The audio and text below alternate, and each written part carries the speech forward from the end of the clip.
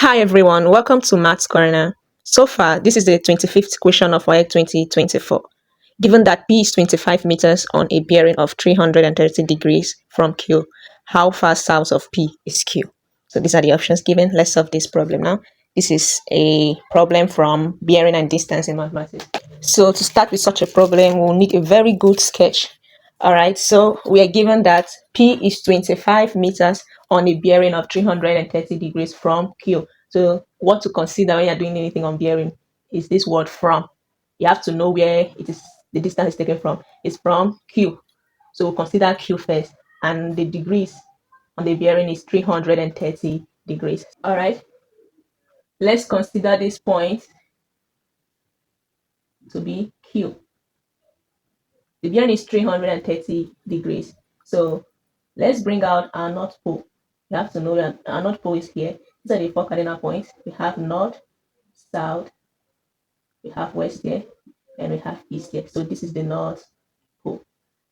Remember, all angles are measured from the north pole. So we'll take the measurement from here. So from here to here, we know it's 90.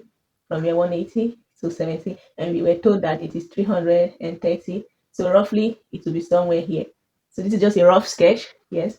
So therefore means the whole of this is 300 and is equal to 300. Okay, let me write it out. It is 330 degrees.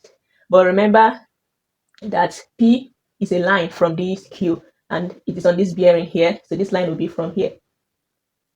So we'll take this line from here. Okay. And the length of this line is 25 meters. This is 25 meters. Good. And not just that, we are asked to find how far south of P is Q. Remember, this is P. This point here is P. We are asked how far south of this P is Q. What is the south of P? South of P, therefore, means you're going down. So we'll go down. South of P means we'll go down. So we've gone down. So let's join this line now. We'll join the line.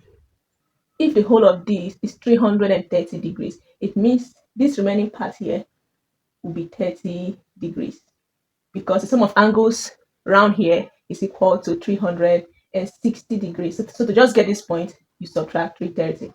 So 360 degree minus 330 will give you this 30. But this part is not very important. We want this part inside here so that we can find this distance. So how can we get this? Remember, the sum of angles here is 90. The whole of this place, the sum of angles here is 90. So when we subtract 90 from this, we can get what is here. Yes, 90 degrees minus 30 degrees will give us 60 degrees. So it therefore means this point here is equal to 60 degrees.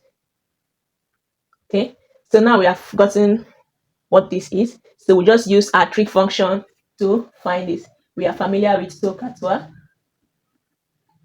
So the suitable trig function we have to use here is this, because we have been given the hypotenuse. We already have one, and we've already been given the angle. So it's very possible to get this side. And let's label this side x. This is what we are looking for. So let's use to. So this is sine. So sine theta is equal to, what is our opposite? The opposite here is x over the hypotenuse is 25. Okay, we've already been given the value of this. So this is sine 60 is equal to x over 25. So from this point, we cross multiply. So we'll be having 25 times sine 60 is equal to x. Okay, so this will be 25 times sine 60 is equal to root 3 over 2, which is equal to x. Our answer is in decimal, so you don't need to leave this in its short form. So with your calculator, you can just multiply this answer you've gotten by 25. 25. So we have to leave this in decimal. So this is the value. Therefore means our x is equal to 21.65. So approximately x is equal to 21.7. It means option B is correct.